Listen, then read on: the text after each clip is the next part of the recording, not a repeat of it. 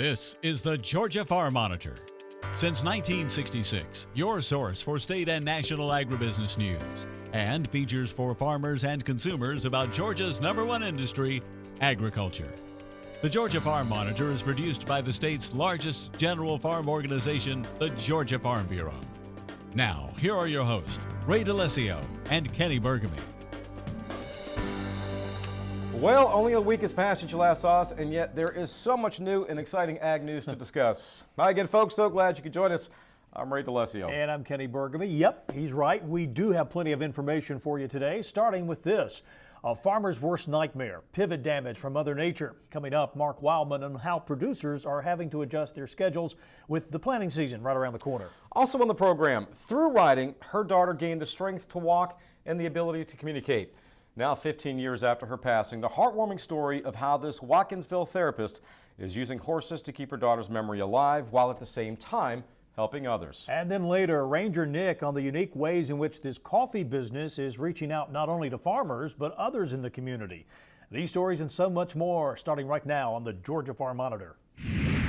Many South Georgia farmers are still working hard to recover from the devastating damage left behind by recent tornadoes and other severe storms. Out on the fields, overturned and twisted irrigation pivots have farmers and repair crews scrambling so producers can get their crops in the ground on time. The Monitor's Mark Wildman has the story. Twisted metal and overturned pivots are an obstacle farmers never want to face as the growing season approaches. But unfortunately, that is what many producers are dealing with after recent tornadoes and other severe storms devastated many communities in South Georgia. Here in Albany, Justin Jones is shut down until crews can get his irrigation pivots repaired or replaced. Well, on this particular farm, we've got 7 pivots. 5 of them are on the ground. 3 of them were complete total losses. 2 of them can be repaired. And we're in the process of getting them back up to be able to hit this year full force. This farm and many others are fast approaching planting season and have had to adjust their schedules. It's made us go back and change exactly what crops we were going to put where. Some of our rotation, where we wanted to put corn, cotton, or peanuts. His best friend right now is another Justin Wilkerson, co-owner of J&B Irrigation, whose job it is to get this farm and many others back up and running. Every hour counts. We're trying to get all of our corn pivots taken care of first. Planters are right behind us in some of the fields, as a matter of fact, but just concentrating on trying to get the early crops done first and then move on to the cotton and peanut fields. My irrigation man and I have been in contact almost daily, just getting parts, getting new machines, insurance companies also, making sure everybody's working together. As they look over the damage, strategies are having to be worked out so the farm gets the best solution to a very bad situation. You're trying to size up bent braces, bent pipe, sprinklers, tower boxes. You're trying to take a good gauge, a good measure to see if you do have a total machine and you need to be getting a new machine from the factory, or if you're going to be able to repair one. Between 2 severe weather events, about 100 pivots were taken out from customers of J&B Irrigation, and they have been working hard to get every one of those pivots fixed with all the help they can find. We got crews as far as Nebraska in here helping us right now get everything up and running. We've basically doubled or over doubled our workforce. Even though this farm suffered greatly, Justin feels very fortunate. It makes you really put things in perspective of what's important. It did put an inconvenience on us. We've got a bunch of metal on the ground, but at the end of the day, we've got our family. We've got our houses, we're fine. So I'll trade that for what some of these folks and what I've seen them go through any day of the week. It's been a tough ordeal for a lot of individuals in this part of the world. Reporting from Albany, I'm Mark Wildman for the Georgia Farm Monitor. Mark, thank you so much. Well, every year the Georgia Farm Bureau sends a group of young farmers to the nation's capital to meet with their senators and representatives to discuss issues that are affecting the agriculture industry. Damon Jones was there and tells you how it's a trip that benefits both sides. While agriculture is by far the #1 industry in the state, the average age of its farmers continues to rise. That's why it's so important to mold young leaders for the future. It's one of the main goals for the Young Farmer to Washington, D.C. program, which gives an up-close look at just how legislation works. What it's really doing is showing us how this process works in Washington, helping us understand how the bills and needs that people have get brought to them and how it goes from there, being made into bills and passed into law. It's also a chance to meet face-to-face with lawmakers making important decisions about the industry. And while it is significant for the farmers, it's also very beneficial to the legislators as well. Getting to know them, putting a face with an issue, putting a face with a name that you might have called an office or sent an email, and then having the opportunity to meet them is huge. So I think it's a lot for the young farmer rancher, but I think more importantly, it makes an impact to that member of Congress. And as always, there were plenty of concerns brought up during these meetings. Some of the major issues that we're having problems with right now is as far as finding ag labor to be able to harvest our crops, the WOTUS with the waters of the U.S., making sure that we're able to keep enough water to have irrigation for our crops and our animals. Also, the farm bill's coming up. We want to make sure that we try to get cotton put back on there, but keep what we've got with peanuts and other things. That's why people like Mary Catherine Cromley is so important, as she helps represent the ag community on a daily basis in Washington. I think this is a great opportunity for those who are very passionate about agriculture, but maybe not, the farm's not the place for them. That this is a great opportunity for those to come up and still be involved in agriculture in a different way, because there are many different sections of the agriculture industry, and this is just one of the many ones that is not directly on the farm.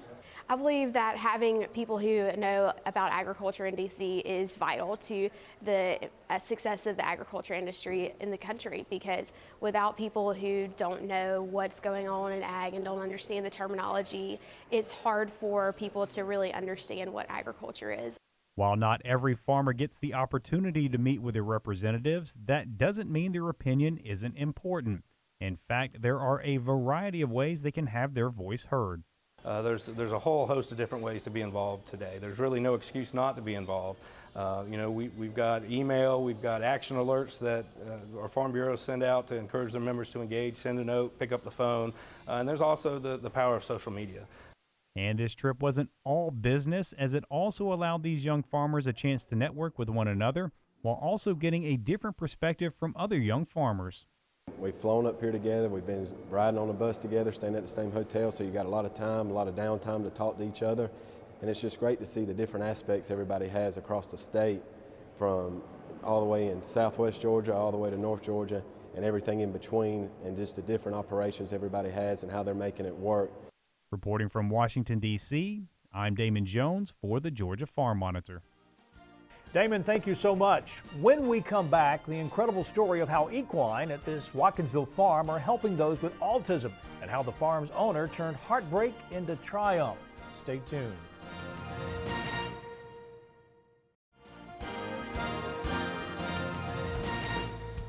My name is Calvin Perry, and I'm superintendent of the UGA Stripling Irrigation Research Park near Camilla. And we look at different ways of irrigating, both in terms of timing, application methods, crops that are being irrigated, hybrids that are better suited to drier conditions. So we look at many different aspects of ag irrigation. Well, we feel like what we do here has a direct impact on making sure our growers can continue to irrigate, because we know that there's a lot of pressures on water use and water availability. So we feel like the things that we do here and the scientists that work with us do here really has an impact on the ag industry, keeping us viable, keeping us with the opportunity to continue irrigating into the future. Variable rate is just, in simple terms, is putting the right amount of water in the right spots in the field at the right time.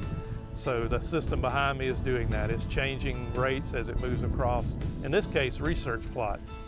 Our growers are doing a lot in terms of conservation. I'm pleased that so many growers are adopting the technologies that we've researched here over the years, especially things like low pressure spray type nozzles.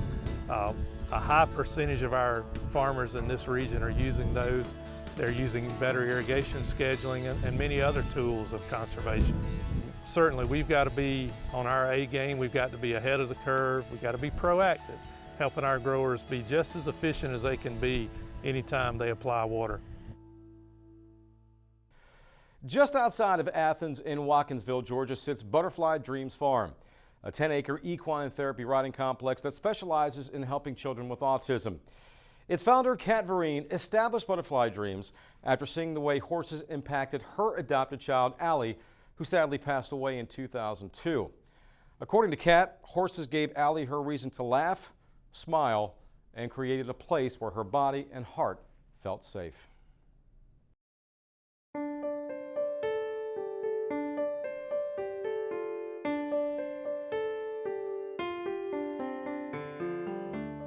We have children all the way from children who are nonverbal and unable to participate in very many activities that typical children participate in, all the way up to kids who are going to grow up to be scientists and can do many, many things. But kids with autism have lots of sensory deficits, and information that goes into their brain just isn't processed the way information goes into a neurotypical brain.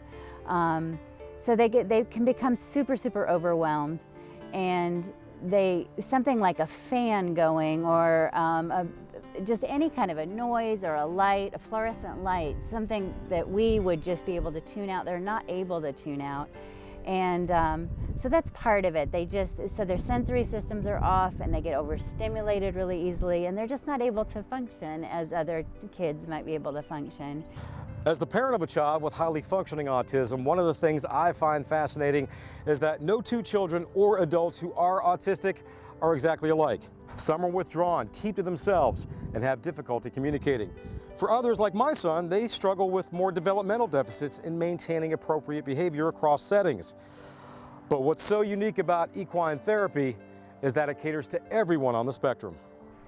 This is such a huge benefit for them to be able to look this being in the eye, to increase these social skills, to tell them what to do, to see them responding.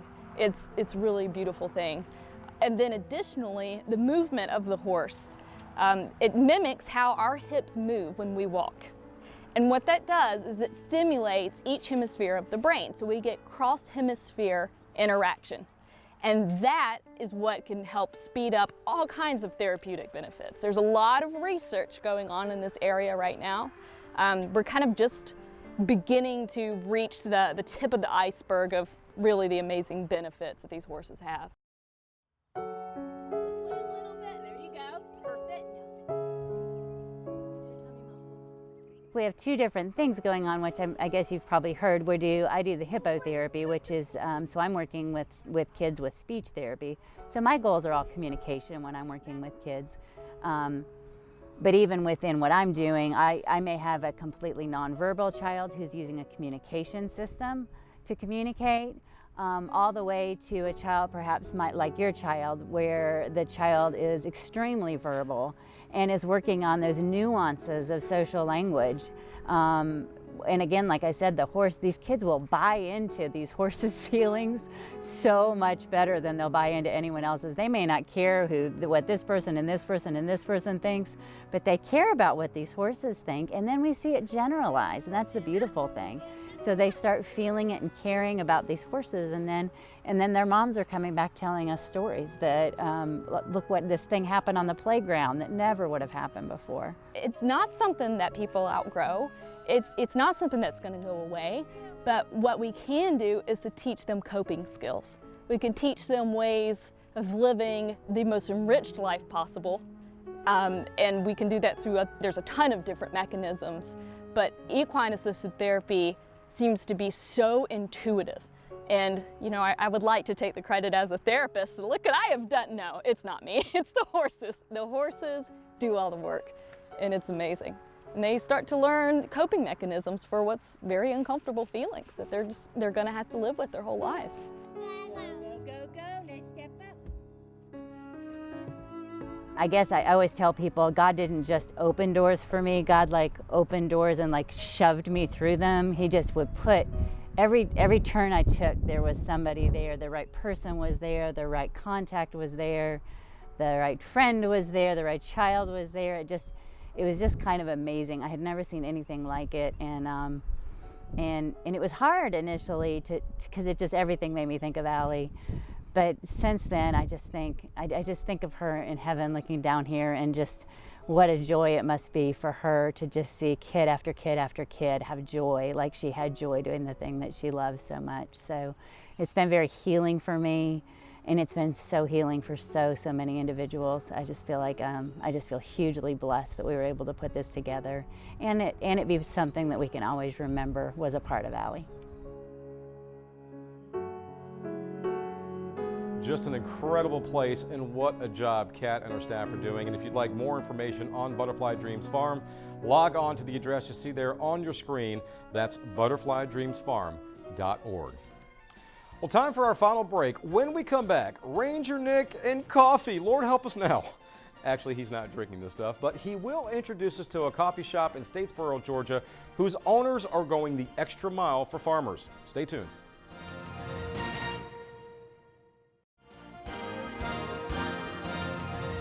Cattle producers want the best nutrition for their herds and to make sure animal health and welfare needs are met. But in 2017, they have a new, stricter federal regulation to follow.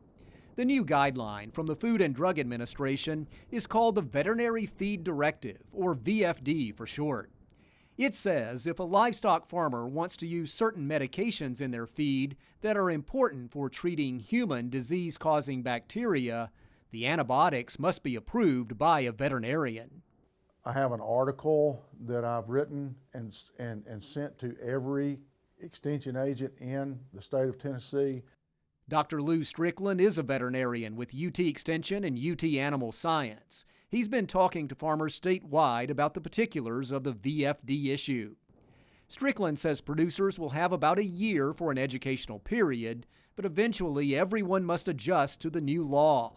The ultimate goal is a safer food product for consumers. There is concern that feeding our animals those antibiotics will eventually create resistance in human medication. So that is the whole underlying cause of the Veterinary Feed Directive. A vet must do an on-site inspection of a livestock herd before a farmer is allowed a VFD. Then producers must take this documentation to their supplier before they're allowed to buy feed infused with antibiotics. So the producer has to have a good relationship with their veterinarian, because it's the veterinarian now who's going to be responsible for ensuring the appropriate use of antimicrobials in feed and water.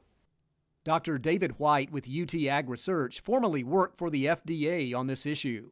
He's now teaming with the Department of Agriculture and Department of Health to also educate cattle producers about the proper use of antibiotics and the implementation of VFDs. So using antibiotics to treat animals is appropriate, but growth promotion, feed efficiency in many people's definition is an improper use of these wonder drugs. They should be used to treat a defined illness and not for increasing how fast an animal can grow. The VFDs are already being assigned around Tennessee and the rest of the country. It's a final rule that's now on the books and will change how producers and veterinarians raise livestock. This is Charles Denny reporting. Finally today, if there's anything Ranger Nick does not need, it's caffeine. Yeah, nonetheless, he does see the value in coffee, and this month he introduces us to a Georgia business that is using coffee to help farmers and its customers through humanitarian efforts. Well, hey everybody, if there's one question I get more than many other questions, it happens to be, Ranger Nick, how many cups of coffee do you drink a day? 1 cup. And that's one normal size cup, not a gallon size, 1 cup, just natural enthusiasm. I love it. And we're talking this month about the idea of coffee. And I'm hanging out in Statesboro, Georgia this month at 3 Tree Coffee, which happens to focus on 3 key missions. And I'm here with Philip Clayman, founder of 3 Tree Coffee, a local coffee shop started about 2.5 years ago. Philip, how did this begin? Where did your passion for coffee and this idea of the first part of their mission being to empower farmers who are acquiring these beans from other countries, where did this start for you? Yeah, well, I graduated from the University of Georgia with a degree in agricultural economics, Go Dogs. Go Dogs. That's right. And it was in that degree that I learned that there's quite a few farmers that are exploited through the commodity that they farm, such as coffee, tea, cocoa, textiles. There's all sorts of different commodities that the farmers are exploited.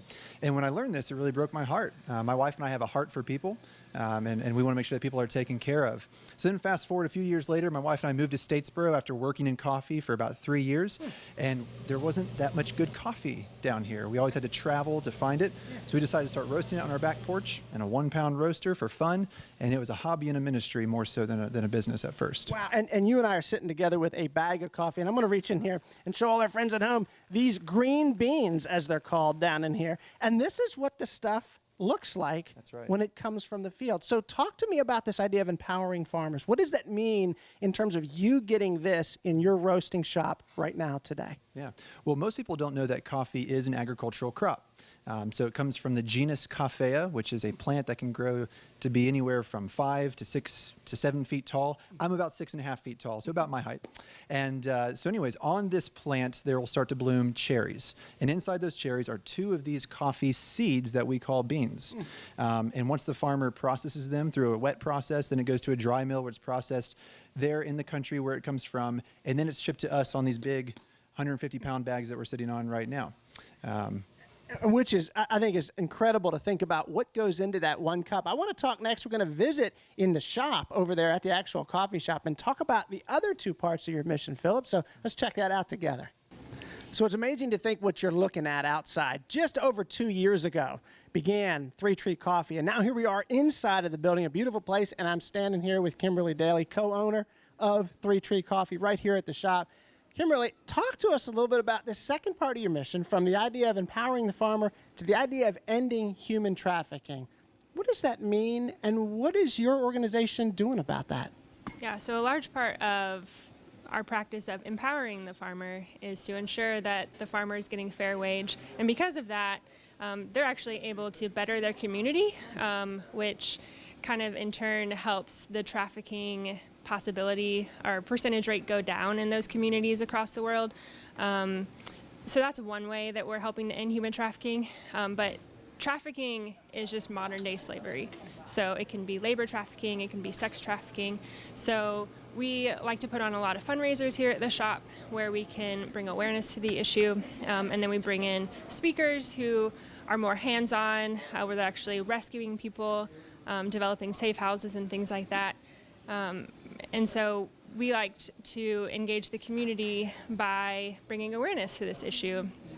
And Kimberly, I don't think enough people at home know about what y'all are doing here, and that's why we're putting the spotlight on this. I want to end with the third part of their mission, which is engaging the community, and talk to some of the folks that are in here about how special this place is to them. So let's take a look at that. So I'm hanging outside at 3 Tree Coffee with one of the regulars, Audrey. And Audrey, one of the mission statements that they have here is engage the community. If you had to answer the question, what is so special about this place to you, what would you say? So definitely whenever I walk into the doors, I always feel welcome.